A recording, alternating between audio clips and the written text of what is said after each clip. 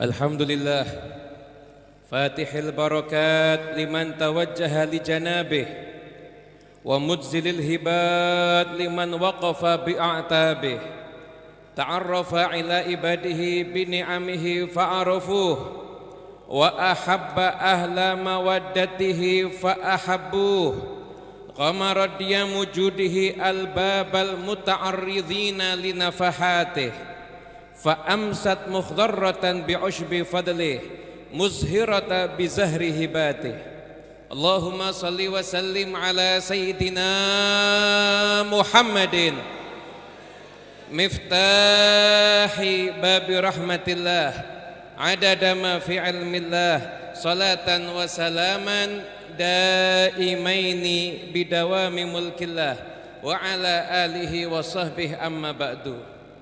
Para habaib, para alim ulama, para hadirin yang dimuliakan oleh Allah Subhanahu wa taala, saat ini adalah saat-saat yang indah dalam kehidupan kita. Saat-saat yang insya Allah akan menyelamatkan kita di dunia ini sampai di akhirat nanti. Kita berkumpul di lautan salah seorang kekasih Allah Ta'ala yang menghabiskan usia hidupnya untuk mengajak umat mencintai Allah dan mencintai Rasulnya, untuk berkhidmat kepada umat, dan tidak diragukan lagi saat ini guyuran rahmat Allah menaungi kita semuanya.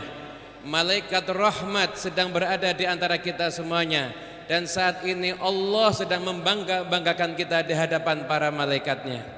Insya Allah saat ini Nabi Muhammad SAW tersenyum bahagia menyaksikan kita semuanya, menyaksikan kita berkumpul di tempat ini untuk bersama-sama, untuk bersaudara, untuk bersatu di bawah barisan Al-Imam Al-Habib Ali bin Muhammad Al-Habsyi. Oleh karena itu, tepatlah kiranya di waktu yang berbahagia ini, mari kita semuanya buka hati kita untuk mendengarkan bagaimana sekelumit dari kisah hidup perjalanan seorang imam yang besar ini, Al-Habib Ali bin Muhammad Al-Habsyi. Habib Ali bin Muhammad Al-Habsyi lahir dari pasangan yang saleh dan salihah. Ayah beliau Al-Habib Muhammad bin Husain Al-Habsyi adalah seseorang yang membaktikan usianya untuk berkhidmat kepada umat Nabi Muhammad. Sedangkan ibu beliau Hababah Alawiyah, seorang wanita terpelajar, wanita yang terdidik, wanita yang dibimbing oleh seorang kekasih Allah, Al-Habib Ahmad bin Umar bin Smith. Anda tahu niat pernikahan keduanya adalah bukan niat menikah untuk bersenang-senang, adalah bukan niat menikah untuk sekedar punya keturunan, namun niat menikah untuk menjadi pelayan agamanya Allah Ta'ala. Sehingga dari pernikahan ini dilahirkan di kota Qasam. Qasam bukan kota yang besar, Qasam itu desa, tempat yang sederhana, tempat yang saat ini aja apabila kita melaluinya bukan tempat yang ramai dengan penduduk. Namun disitulah pernah tinggal seorang kekasih Allah Ta'ala yang bernama Sayyidina Ali bin Alwi Khalid Qasam. Di tempat yang sederhana itu tersimpan mutiara seorang kekasih Allah yang apabila salat ketika tasyahud mengatakan assalamu alayka ayuhan nabi wa rahmatullahi wa barakatuh, maka mendengar jawaban langsung dari Nabi Muhammad, wa alaikasalam ya Syekh. Dengar langsung jawaban dari Nabi Muhammad. Bahkan apabila beliau membaca dan beliau enggak dengar jawaban dari Nabi, beliau akan ulang lagi, assalamu alayka ayuhan nabi wa rahmatullahi wa barakatuh. Ulang lagi sampai beliau mendengarkan jawaban langsung dari Rasulullah sallallahu alaihi wasallam. Hal ini bukan hal yang heran, memang termaktub dalam hadis Nabi akan menjawab salam setiap umatnya, dan beliau dan semua yang menjadi makmumnya adalah orang yang mendapatkan khususiyah, bukan hanya mendengarkan salam, bukan hanya dijawab salamnya sama Nabi, tapi juga mendengarkan salam jawaban dari Nabi Muhammad SAW. Di tempat itu, di kota Qasam, di desa seperti itu, kenapa ibunya Habib Ali berada di sana saat itu? Karena berdakwah di jalan Allah Ta'ala di saat itu. Di tempat itu lahirlah Habib Ali bin Muhammad bin Husain Al-Habsyi. Ketika lahir Habib Ali, ayahnya enggak ada di sampingnya. Ayah beliau di mana? Ayah beliau sedang di hadapan gurunya Habib Abdullah bin Husain bin Tahir. Seketika ibunya langsung mengirimkan utusan, dan utusan itu sampai ketika ada di satu majlis. Begitu mendengar kabar Habib Muhammad memiliki putra, maka semua yang ada di majlis itu berbahagia.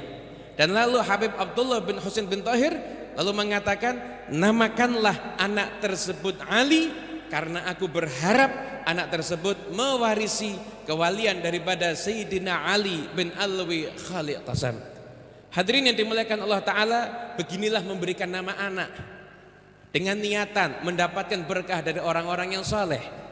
Beginilah memberikan nama anak, bukan sekedar keren, bukan sekedar bagus, bukan sekedar alasan-alasan yang lainnya, tapi memberikan nama anak adalah dengan harapan mendapatkan keberkahan dari orang-orang yang soleh.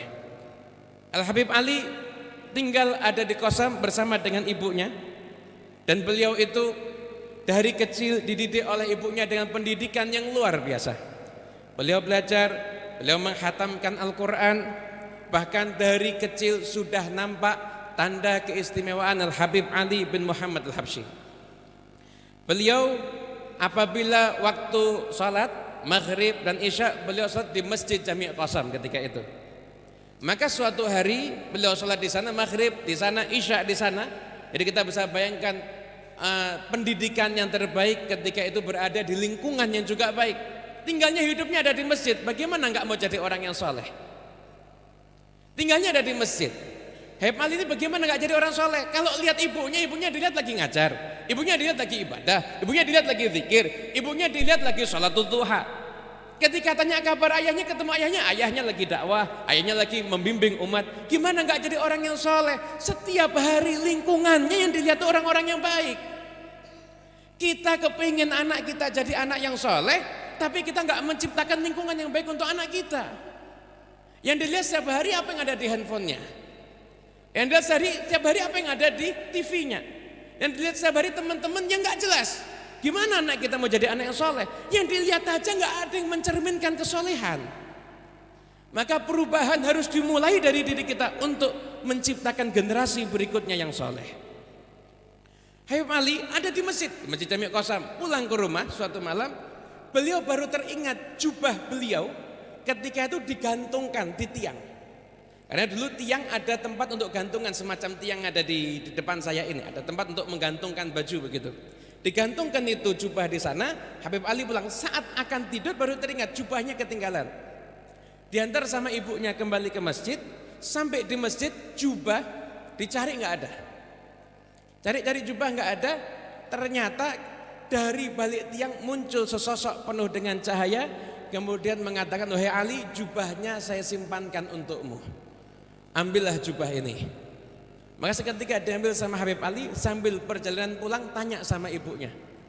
Ibunya nanya, takut apa enggak? Karena kalau itu terjadi sama kita, jangankan anak kita, terjadi mungkin sama kita, kita mungkin lari itu.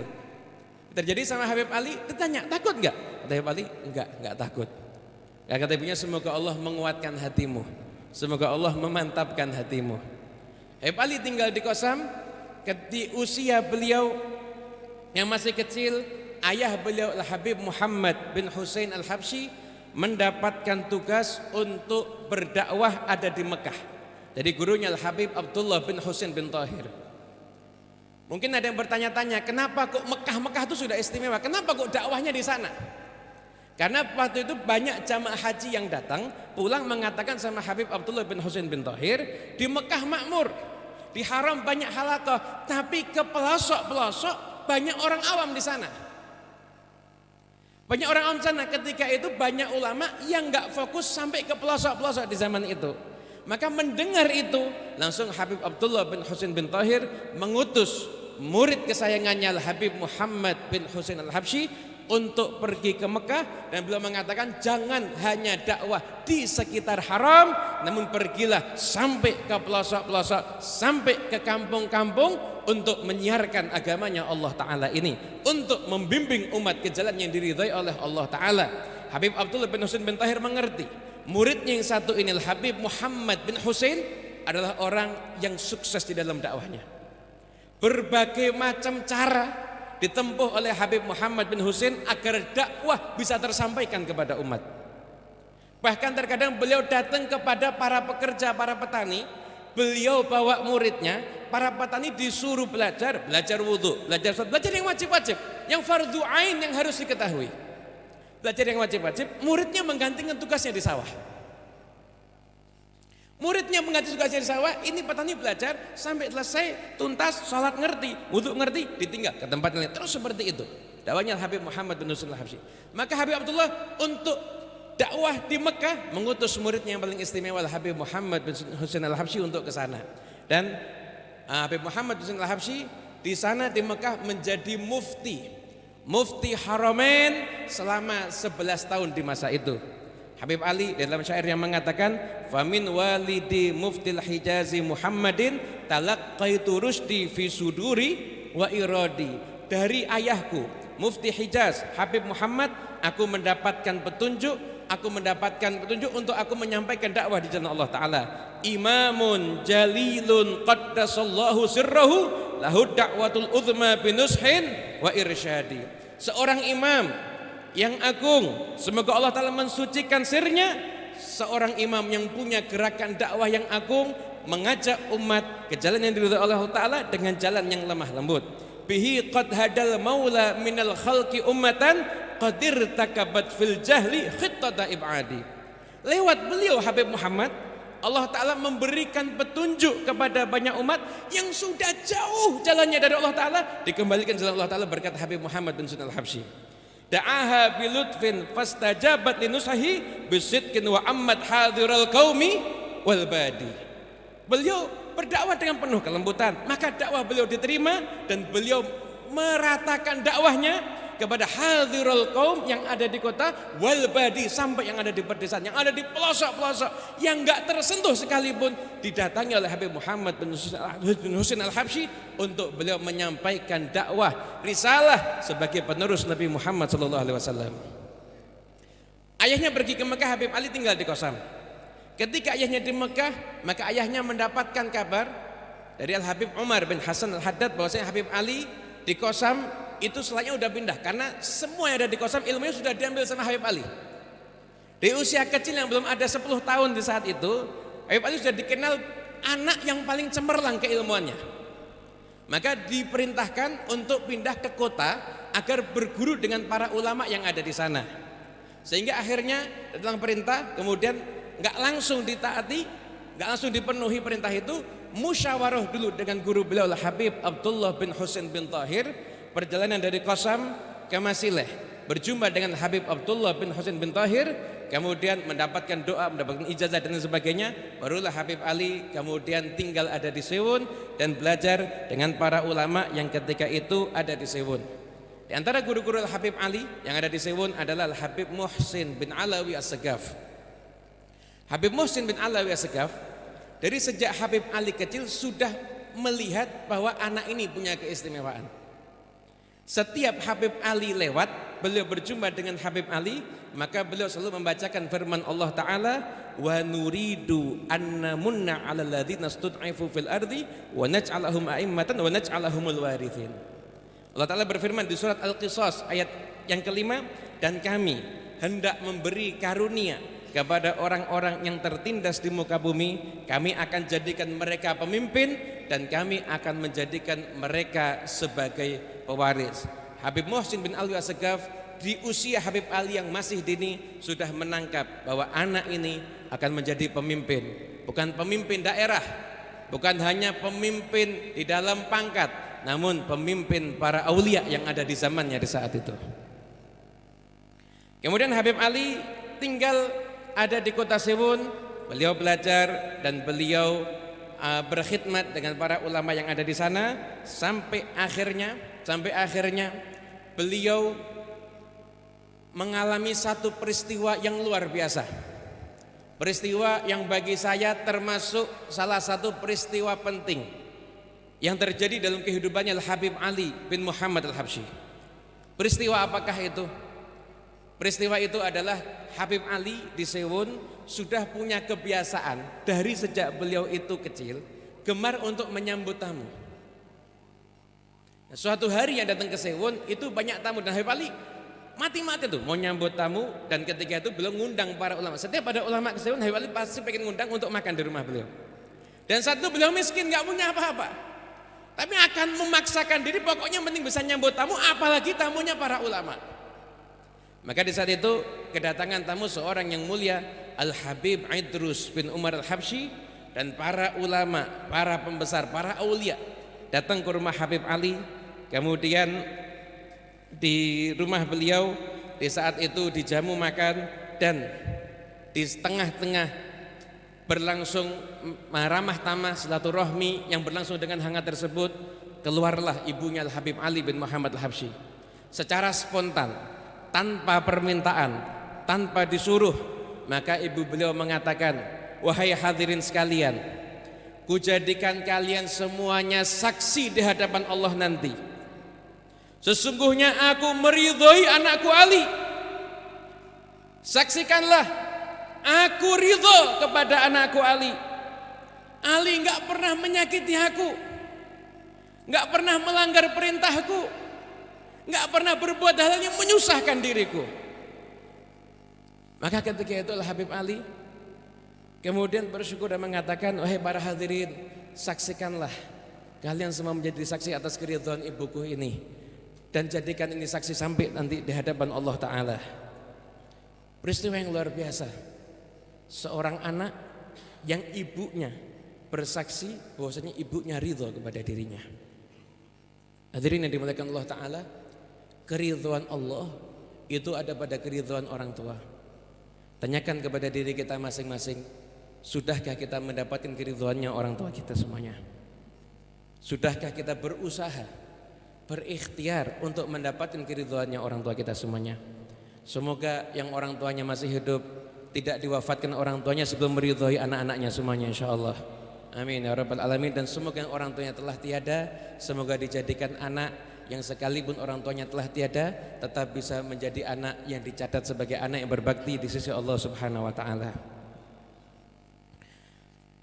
Bimbingan daripada Habib Alawiyah membimbing Habib Ali luar biasa. Habib Ali menjadi seorang pemuda yang terkenal dengan keilmuannya, dan di usianya yang ke-17 tahun Habib Ali diminta oleh ayahnya untuk pergi ke Mekah. Ayahnya sudah merindukan beliau. Dari kecil mungkin hampir-hampir gak ada waktu istimewa antara Habib Ali dengan ayahnya, karena ayahnya sibuk berdakwah. Dan jangan dikira sibuk dakwahnya Habib Muhammad itu berarti menelantarkan Habib Ali, enggak. Justru kesibukan dakwah Habib Muhammad adalah pendidikan untuk Habib Ali bin Muhammad Al-Habsyi.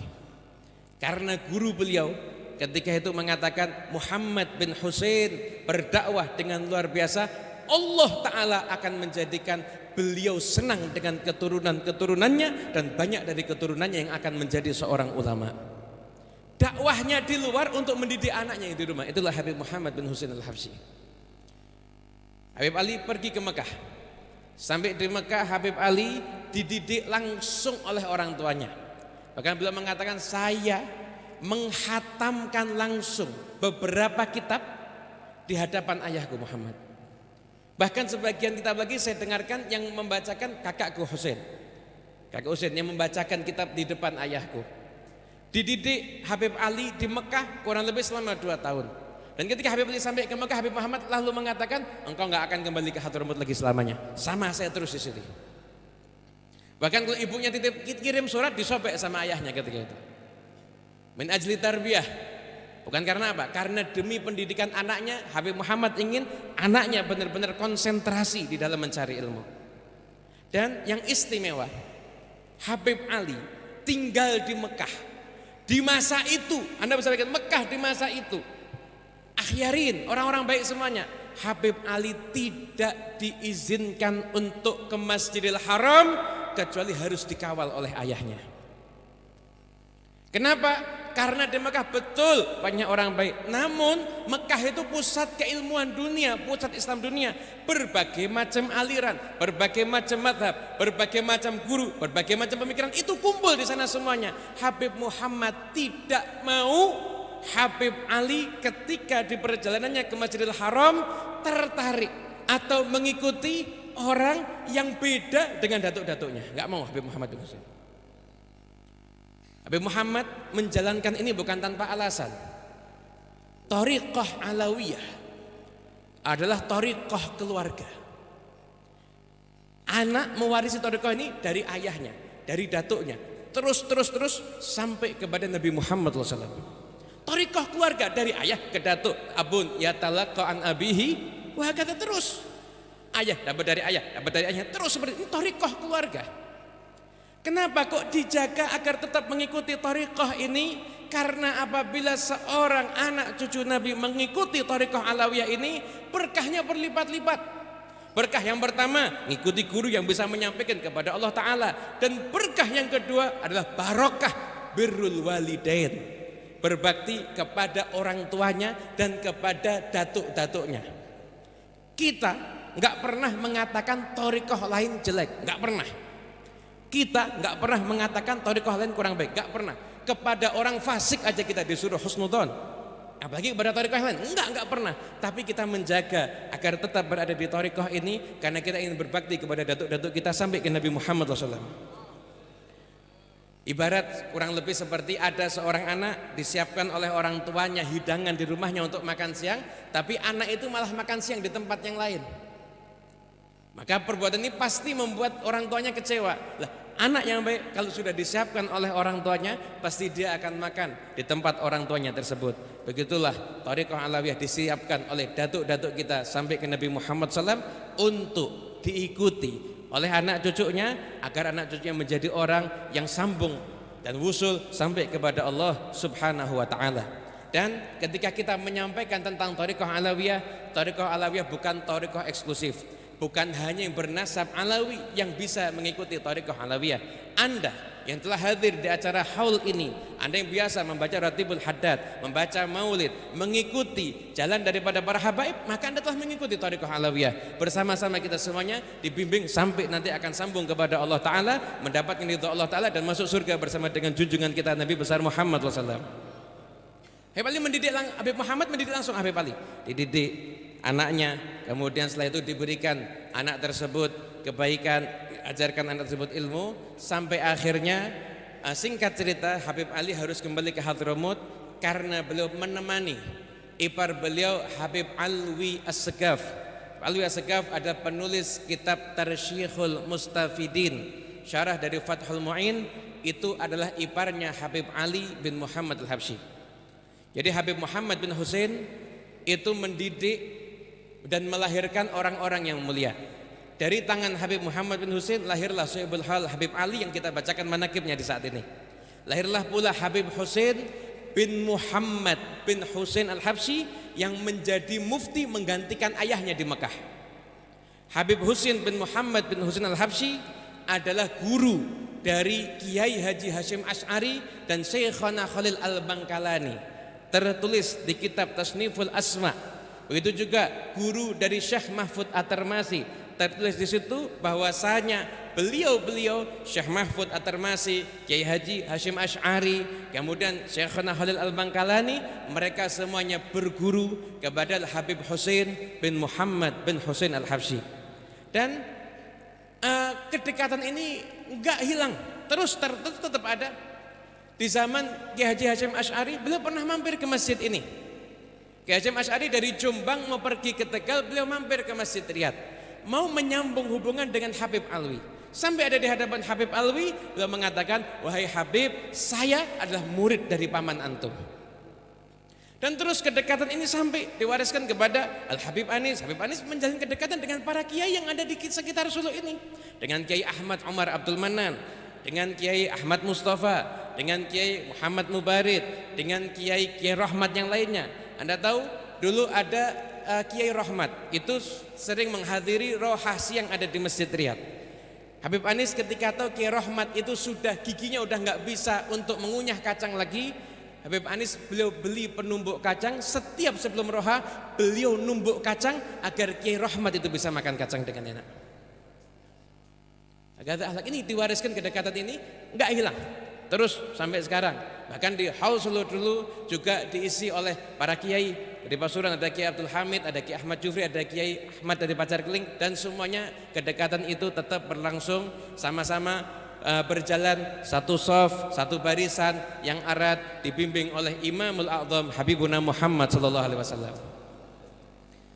Kemudian Habib Ali pulang ke Hadramut, dan sampainya ada di Hadramut beliau memulai dakwah. Usia 19 tahun, beliau di Mekah hanya 2 tahun, usia 19 tahun beliau memulai dakwah. Beliau berdakwah ada di Masjid Hambal. Awal Habib Ali berdakwah ada di Masjid Hambal, beliau pernah menceritakan, apabila saya menyampaikan ilmu, saya mengajar, kurang lebih 300 orang yang hadir ketika itu. Dan kata Habib Ali, di sekitar Masjid Hambal itu isinya orang-orang soleh. Di sana ada Abdullah bin Zain Basalamah, seorang pengusaha yang kata Habib Ali, setiap saya masuk ke masjid untuk qiyamul lail tahajud, beliau sudah ada di tiang masjid berdiri membacakan Quran ketika salat. Ada juga Syekh Muhammad Al-Khatib, ada di samping Habib Ali. Ada pula Ahmad bin Ali Makarim. Itu orang-orang yang ada di dekat Habib Ali ketika beliau awal mengajar ada di Masjid Hambal. Terus sampai akhirnya Habib Ali membangun membangun pondok pesantren yang pertama di Hadramut ketika itu. Habib Ali ketika mau membangun pondok pesantren, dalam kitab Jawahirul Anfas dikisahkan, beliau nggak punya apa-apa. Tapi beliau siap capek. Beliau siap bangun pondok pesantren, tujuannya untuk apa? Tujuannya adalah untuk khidmat kepada agama Islam ini dan kepada syariatnya Nabi Muhammad SAW. Bukan yang lain, tujuannya untuk khidmat. Habib Ali dia bangun pondok pesantren dengan harta yang dia punya, beliau mulai untuk bangun pondok pesantren, dan Allah Ta'ala menggerakkan seorang yang soleh. Kemudian pondok pesantren tersebut dibangun berkat bantuan dari sebagian orang-orang yang soleh yang ingin ikut andil di dalam dakwahnya Habib Ali. Kemudian beliau membangun Masjid Riyadh. Terus seperti itu dakwah Habib Ali, dan tidak bisa dilupakan Habib Ali Al-Habsyi. Di antara rahasia kesuksesan beliau, selain ibunya, selain ayahnya, beliau mendapatkan seorang guru yang istimewa, yaitu Habib Abu Bakar bin Abdullah bin Thalib Al-Attas. Pertemuan Habib Ali dengan gurunya itu bisa dihitung jari. Namun pertemuan itu menyisakan kesan yang luar biasa dalam hidupnya Habib Ali. Bahkan dalam syair-syairnya Habib Ali, beliau sering kali memuji gurunya tersebut. Pertemuan yang bisa dihitung dengan jari tapi meninggalkan kesan sampai beliau wafat. Habib Abu Bakar bin Abdullah bin Thalib Al-Attas, beliau mengatakan, yang tadi telah disampaikan di dalam manaqib yang bahasa Arab, bahwasanya beliau mengatakan pada Habib Ali, wahai Ali, engkau telah aku sodorkan kepada Nabi Muhammad sebanyak 20 kali. Disebut-sebut Habib Ali di hadapan Rasulullah sebanyak 20 kali oleh gurunya Habib Abu Bakar bin Abdullah bin Thalib Al-Attas. Pertemuan singkat namun meninggalkan kesan yang luar biasa. Habib Ali sangat mencintai gurunya. Bahkan terus beliau mahabbahnya kepada guru yang mahabbah yang shadiqah. Sampai-sampai dikatakan Asy-Syaikh ka Abi Bakar Al-Attas wal murid ka Ali Habsyi wa illa fala. Guru seperti Habib Abu Bakar Al-Attas, murid seperti Ali Habsyi. Kalau begitu, enggak seperti itu, berarti bukan. Karena kedekatan yang luar biasa antara Habib Abu Bakar Al-Attas dengan Habib Ali bin Muhammad Al-Habsyi. Kan Habib Ali sudah pernah mendatangi gurunya, kemudian beliau mengeluh, wahai Habib. Habib Ali mengeluh. Apa yang dikeluhkan sama Habib Ali? Habib Ali mengeluh, Habib, saya tidak bisa beramal seperti orang-orang soleh terdahulu. Habib Ali ngeluh, saya amalnya kurang. Saya nggak bisa beramal kayak orang soleh terdahulu. Anda tahu amalnya Habib Ali? Ramadan tiap malam tarawih 10 juz. Itu masih ngeluh amalnya kurang. Tiap malam 10 juz, 3 hari sekali khatam Quran ketika tarawih. Habib, amal saya kurang. Kemudian kata Habib Abu Bakar Al-Attas, tenanglah ya Ali, engkau nggak usah khawatir. Insya Allah saya sudah punya amal, dan amal saya juga mencukupi untuk kamu insya Allah. Yang amalnya 1 malam 10 juz itu masih merasa kurang. Masih merasa kurang itu Habib Ali. Kemudian Habib Ali mengatakan semua orang. Beliau ketika menasihatkan kepada putrinya Hababah Khadijah, beliau mengatakan, wahai Khadijah, wahai putriku, engkau enggak berjumpa dengan Habib Abu Bakar, tapi engkau mencintainya. Dan ini berlaku juga untuk kita semuanya. Insya Allah kita semua pecinta Habib Abu Bakar Al-Attas. Kita enggak berjumpa dengan Habib Abu Bakar, tapi kita mencintai Habib Abu Bakar Al-Attas. Apa kata Habib Ali? Dan semua Habib Abu Bakar Al-Attas mengatakan, semua yang mencintai aku, yang menjadi sahabatku, aku akan penuhi semua urusan dunianya bahkan sampai akhiratnya. Semua yang mencintai Habib Abu Bakar Al-Attas, begitulah yang disampaikan oleh Habib Ali bin Muhammad Al-Habsyi. Terus berlangsung dakwah. Habib Ali menjalankan dakwah dengan penuh kesantunan. Beliau mengajarkan husnudzon. Apabila Anda dapati, Anda baca kalam-kalamnya Habib Ali, husnudzon, husnudzon, husnudzon, hidupkan tauhid, terus seperti itu. Habib Ali berdakwah dengan memberikan suri tauladan. Beliau bukan hanya pandai memberikan mau'izatul hasanah, namun beliau juga menjadi uswatun hasanah. Bahkan pernah dikisahkan, suatu ketika terjadi di Kota Bur. Kota Bur itu beda kota dengan Sewot. Terjadi satu perselisihan. Jadi ada satu kasus pembunuhan. Dan ketika itu sudah hampir perang. Ayah dari yang terbunuh akan menuntut balas, menuntut kisos. Dan pelaku pembunuhan itu harus dihukum mati, namun akan dibela oleh sahabat-sahabatnya. Habib Ali masuk ke kota mendengarkan itu. Habib Ali langsung mendatangi Kota Bur ketika itu. Sampai di sana Habib Ali menyaksikan setiap rumah sudah siap dengan senjatanya masing-masing ketika itu. Maka Habib Ali pertama kali mendatangi pelaku pembunuhan tersebut. Begitu Habib Ali mendatangi pelaku pembunuhan itu, langsung bersimpuh dia di hadapan Habib Ali, mengakui, saya salah dan saya adalah pelaku pembunuhan itu. Ikrar, saya pelakunya. Saya melakukan dan saya salah, dan saya mau diapakan terserah. Namun kalau terjadi sesuatu, saya sampai dihukum mati, pasti kerabat saya yang akan marah. Dan Wali udah, Wali mendatangi ayah dari yang terbunuh. Dan ketika itu ayah dari pihak yang terbunuh sudah dirayu selama 2 hari. Masih nggak bergeming, pokoknya tuntut balas hukum mati. Nggak ada pilihan lain. Bahkan saya sampai mengatakan sampai kiamat tetap saya akan menuntut balas. Ketika Habib Ali datang, Habib Ali rayu. Habib Ali mengatakan, maafkan. Orang memaafkan itu mulia. Orang memaafkan itu adalah orang yang hebat. Anakmu dah tiada. Kalau kamu membunuh balas, anakmu juga nggak akan hidup. Anakmu sudah tiada. Ketahuilah pelaku pembunuhan ini adalah keturunan orang yang mulia. Siapa tahu engkau akan ditolong sama kakeknya. Dirayu sama Habib Ali. Dan Habib Ali membawakan firman Allah Ta'ala, wa man ahyaha faka'annama ahyan nasa jami'a. Barang siapa yang memaafkan dari kisos, membiarkan hidup, maka seakan-akan dia membiarkan hidup semua manusia. Mendengarkan itu, maka ayah dari pihak yang terbunuh kemudian terdiam. Saat Habib Ali mengumpulkan semua pihak. Pihak dari keluarga pembunuh dan semua pihak yang akan berperang dari keluarga yang terbunuh.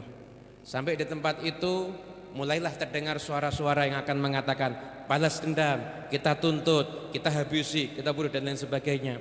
Di tengah suara-suara yang seperti itu, maka ayah dari anak yang terbunuh kemudian berdiri dan mengatakan, ya ma'syarul hadirin, wahai semua yang hadir, ini samahtuh, saya sudah memaafkan dia, dan saya memaafkan semua kesalahannya lillahi walir rasuli sallallahu alaihi wasallam wali ali habsyi. Saya maafkan kesalahan pelaku pembunuh ini karena Allah, karena Rasulullah, dan karena Ali Habsyi. Fabaka wa abkal hadirin. Maka menangis semuanya dan menangis saya hadir di tempat itu, dan tidak terjadi pertumpahan darah, enggak jadi perang saudara, karena islah, karena usaha daripada Habib Ali bin Muhammad Al-Habsyi. Akhlak yang mulia yang Habib Ali ajarkan. Bahkan beliau setiap akan tidur, beliau Habib Ali selalu berdoa. Siapa yang didoakan sama Habib Ali? Bukan orang yang menyumbang pembangunan beliau, bukan sekedar itu. Sama didoakan sama Habib Ali, Allahumma samih kullaman asa'a ilayya. Ya Allah, maafkanlah semua orang yang berbuat salah kepadaku. Habib Ali memaafkan, Habib Ali meminta Allah memaafkan semua orang. Orang yang bagaimana? Semua orang yang berbuat kesalahan kepada Habib Ali bin Muhammad Al-Habsyi. Berlalu kehidupan Habib Ali, beliau menjalani kehidupannya dengan penuh keistimewaan, dengan penuh suri tauladan yang gak mungkin akan kita bacakan semuanya di tempat yang penuh dengan keberkahan ini. Namun yang sedikit tadi semoga bisa menjadi sebab wasilah kita bisa mengenal Al-Habib Ali bin Muhammad Habsyi. Saat ini disebutkan Habib Ali, Habib Ali, Habib Ali. Maka kita sekarang mengetahui kenapa beliau disebut-sebut sedemikian rupa. Beliau Habib Ali wafat pada hari Minggu di waktu zuhur, yaumul ahad, di waktu zuhur, di tanggal yang seperti ini, di bulan yang seperti ini, tahun 1333 Hijriah. Ketika itu merupakan kabar duka untuk seluruh kaum muslimin yang ada di saat itu. Berbondong-bondong orang menghadiri jenazah Habib Ali. Bahkan ketika itu jenazah Habib Ali yang mengantarkan beliau sampai ke tempat peristirahatannya gak bisa kelihatan mana yang paling depan dan mana yang paling belakang. Terdengarlah suara tangisan, terdengarlah suara rintihan karena belum rela berpisah dengan Al-Habib Ali bin Muhammad Al-Habsyi. Masyarakat merasa kehilangan, bahkan sebagian di antara mereka setelah wafatnya Habib Ali mereka mengatakan kami sekarang hidup di dunia. Tanya orang, kau sebelumnya kamu di mana? Kami sekarang hidup di dunia. Sebelumnya kamu di mana? Selama Habib Ali Habsyi hidup, kami enggak serasa hidup di dunia, kami serasa hidup di surga. Kenapa hidup di surga? Karena mereka hidup di tengah-tengah masyarakat yang enggak ada permusuhan. Wa naza'na ma fi sudurihim min ghillin ikhwanan ala sururim mutaqabilin. Mereka hidup bermasyarakat enggak ada benci, nggak ada permusuhan, nggak ada saling dendam, ketemu dalam keadaan berbahagia. Ibaratnya seperti itu. Kami hidup di dunia ini baru tahu hidup di dunia setelah wafatnya Habib Ali Habsyi. Sebelumnya kami hidup serasa di surga. Dan alhamdulillah majlis ini karena mengenang Habib Ali Habsyi kita serasa di surga insyaallah. Dan semoga berkah majlis ini Allah Ta'ala akan jadikan kita semuanya sampai kepada surganya Allah Ta'ala bersama dengan junjungan kita Nabi besar Muhammad SAW. Ya Rabb ya Allah, berkat kekasihmu tercinta Habibuna Muhammad SAW dan berkat para awliyamu khususnya Al-Habib Ali bin Muhammad Al-Habsyi, ampunilah dosa-dosa kami semuanya, tutupilah aib-aib kami semuanya, bersihkanlah hati kami, lindungi kami dan keluarga kami dari segala macam musibah, selamatkan kami dari akidah-akidah yang sesat, kembalikan kami ke jalannya orang-orang tua kami ya Rabb, kembalikanlah kami ke jalannya salaf ya Allah. Siapapun yang sedang sakit di antara kami maka sembuhkanlah ya Allah. Ya Rabb ya Allah, panjangkanlah umur guru-guru kami semuanya, panjangkanlah umur para ulama kami semuanya. Kami betul-betul mengenang di saat terakhir hal yang semacam ini masih bersama kami Habib Thahir bin Abdullah Al-Kaf wal Habib Umar bin Abu Bakar Al-Muhdhar, dan mereka telah mendahului kami. Ya Rabb ya Allah, jadikan kubur mereka taman daripada taman surga, dan yang masih ada di antara kami jagalah ya Rabb, berikanlah kepada mereka panjang umur, berikanlah kepada mereka kesehatan, berikanlah kepada mereka kemudahan agar mereka dapat membimbing kami ke jalan yang diridhai oleh Allah Subhanahu wa taala. Ya Rabb ya Allah, apabila Engkau mengambil para ulama kami saat ini, sungguh kami seperti anak yatim ya Rabb. Kami enggak ada yang membimbing, kami enggak ada yang mengarahkan, maka panjangkanlah usia mereka semuanya. Ya Rabb ya Allah, ya Rabb ya Allah, pertemukan kami kembali semuanya di tempat ini di tahun-tahun yang akan datang dalam keadaan yang lebih baik. Ya Rabb ya Allah, banyak saudara-saudara kami di saat ini, di hari ini tidak bisa menghadiri acara ini karena memang keterbatasan yang sedang terjadi. Ya Rabb ya Allah, berikanlah kepada mereka keberkahan yang sama dengan kami. Ya Rabb ya Allah, kumpulkan kami dengan mereka bersama-sama di tahun yang akan datang dalam keadaan yang lebih baik. Ya Rabb ya Allah, lindungi bumi Indonesia ini, angkat segala wabah penyakit, berikanlah kepada seluruh warganya keberkahan, berikanlah pada seluruh masyarakatnya kemudahan.